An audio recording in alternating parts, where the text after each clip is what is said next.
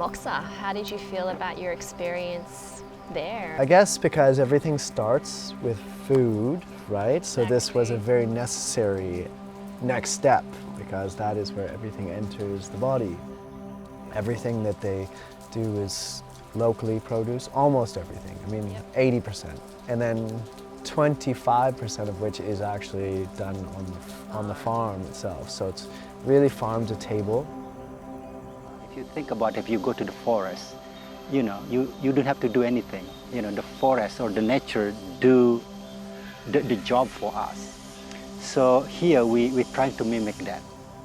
And it was really interesting because he took us through the farm, showed us compost and how even the little things like the leaves that fall to the ground, that's, to him, that's magic. He's like, that's a treasure to him, right? Like all those microorganisms go to work.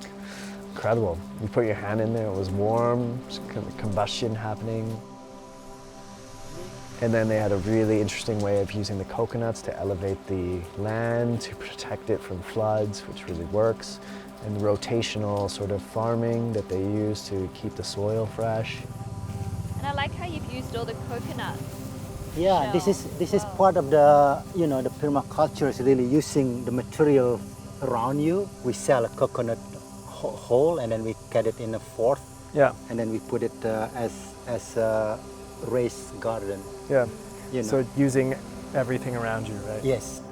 Basically, he went from not having any farming background, learning this, becoming really good at it, and then helping his community.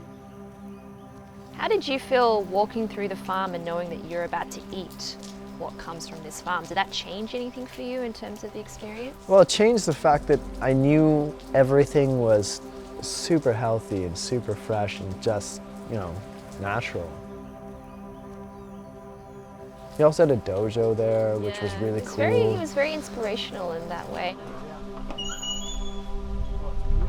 And I loved also what he said about basically finding what he loved and how he could help people first, and himself what would serve, what would make him happy. Yeah. And then the rest just followed. Welcome back if you find yourself. But the next step was Chef Made then took me aside and he basically taught me how to cook some raw vegan food. Hey, Chef Made, this is Mike. Hello, Chef. Hi, Mike. Nice to meet you. He basically has this theory that food is a medicine that can cure anyone or that just helps maintain people's health. And that is why he's all about vegan cooking, raw vegan, using ingredients that help cure diseases and prevent diseases and basically just look after the people that he loves. Not a doctor, I'm not a doctor, but I try to give them the sources to cure themselves. If we're curing diseases, then I think you're on the right track. Usually people see raw vegan cooking, they think that must be really hard to do because to get those tastes out of raw elements, you need to combine a lot of stuff, you have to mix things, you have to be very creative. He showed me how you do this coconut-based mayonnaise, and the way he did it just seemed so simple. And it was like 80% of the recipe was all from a coconut. That was really quite authentic. So he did that. He did vegan Caesar salad, a raw vegan Caesar salad. Okay, salad is ready. And some Asian vegan noodles. And the flavors are just so much stronger. Yeah. It's really good. The flavors they come at you so hard, they just pop. It's so much more explosive because they're right from the garden, so fresh, so natural, that it kind of hits you by storm. I wasn't expecting that at all, right? But you eat this, it was delicious, and you feel just clean.